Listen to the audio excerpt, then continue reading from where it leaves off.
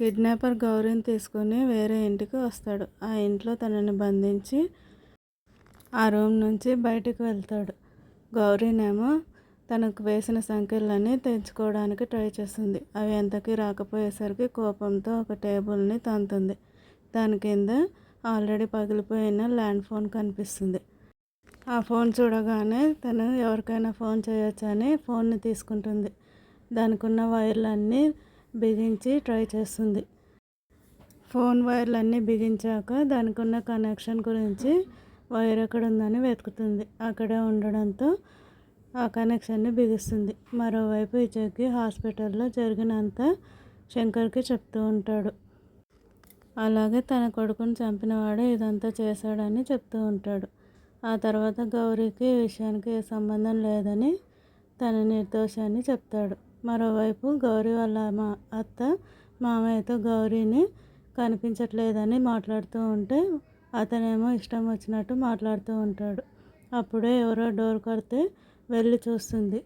దాంతో అక్కడ శంకర్ వచ్చి ఉంటాడు. గౌరీ గురించి అడిగితే వాళ్ళ మామయ్యకి ఇంకా కోపం వస్తుంది. నీలాంటి వాడితోనే ఎవరితోనో వెళ్ళి ఉంటుంది, తనకు ఒక్కరు ఇద్దరు లవర్సు ఎంతమంది ఉన్నారు అని ఇష్టం వచ్చినట్టు మాట్లాడి మొహం మీద తలుపు వేస్తాడు. శంకర్కి కోపం వచ్చినా ఏమీ అనకుండా సైలెంట్గా అక్కడి నుంచి వెళ్ళిపోతాడు. మరోవైపు గౌరీ ఫోన్ ట్రై చేస్తూనే ఉంటుంది. అలా ఫోన్ ట్రై చేస్తుండగా ఒకతనికి ఫోన్ కలుస్తుంది. అతను బైక్ పైన వెళ్తూ మాట్లాడుతూ ఉంటాడు. ఆ సౌండ్స్కి అతనికి గౌరీ మాట్లాడేది సరిగ్గా వినిపించదు. కిడ్నాప్ అనే సంగతి మాత్రమే వినపడుతుంది.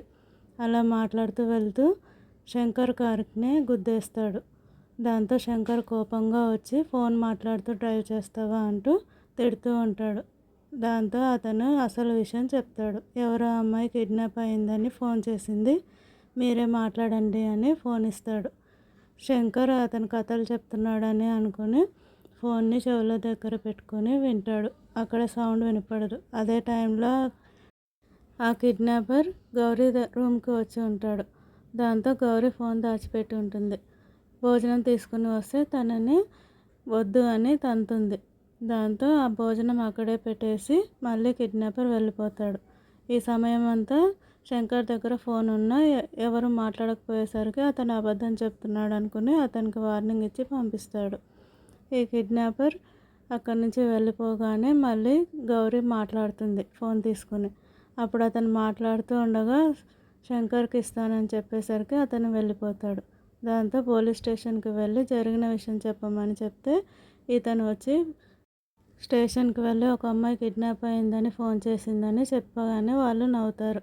దాంతో అతను సీరియస్ అయ్యి వాళ్ళ ఇంట్లో వాళ్ళకే చెప్తానంటూ అడ్రస్ చెప్పేసరికి వీళ్ళు ఏదో తేడాగా ఉందని అతన్ని ఆపుతారు.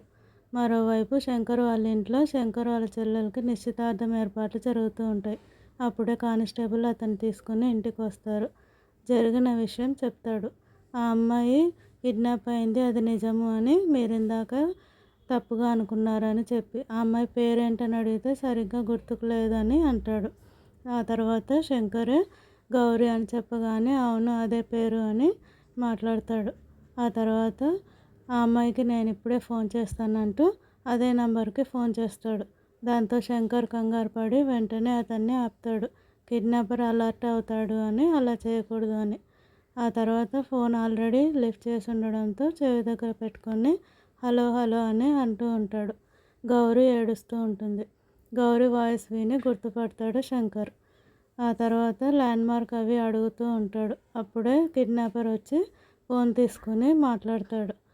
నీ ఫ్రెండా గర్ల్ ఫ్రెండా అని మాట్లాడుతూ వచ్చి కాపాడుకో, నీ మీద నమ్మకం చాలా ఉంది అని మాట్లాడి పెట్టేస్తాడు.